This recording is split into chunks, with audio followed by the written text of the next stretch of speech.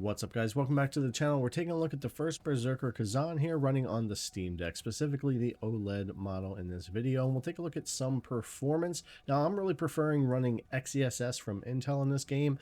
The image quality is much better than the FSR2 that is implemented in here, but to get to those settings, we're going to have to make some changes that I think are probably worth it in the game, or at least they were for me. But we'll take a look at that performance, a little bit of comparison there, and kind of where I settled for my settings here for this game on the deck. Now, again, those settings are pretty much going to be the medium preset 800p. I'm going to be running DirectX 12, but it does default to 11.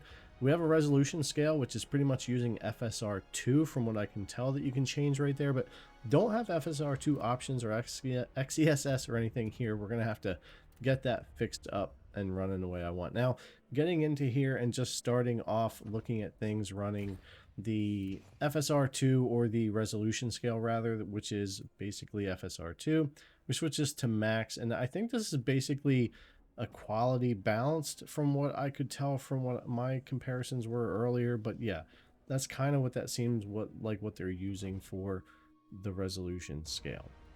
But again, using XeSS was much better for me. So being able to get the menu this way, where you want to see FSR2 and XeSS options, we're going to have to use the command prompt in properties. So going to our game and into our properties and our launch options here, we're going to go ahead and type in the Steam Deck = 0 space %command line that we would put in here, which is going to bypass the lockout of those settings and allow us to open those up. So if you want to do that, you can here. You are going to get this prompt telling you that this is a Windows version. It requires Windows.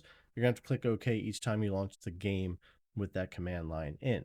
But what that does is opens up the actual FSR2 options here the way that they should be. And you can also see XeSS2 down, or XeSS rather, down there as well, which is what I'm going to actually wind up using in the game, because I think it just looks a lot better in this one compared to the FSR2 that we have. That's pretty much how you get that working there. Now, getting in here with FSR2 set on quality, it still just doesn't look that great, and we lose a lot of detail, and you might not even be a person that picks up on it all that much, but I certainly do on everything, especially the smaller details.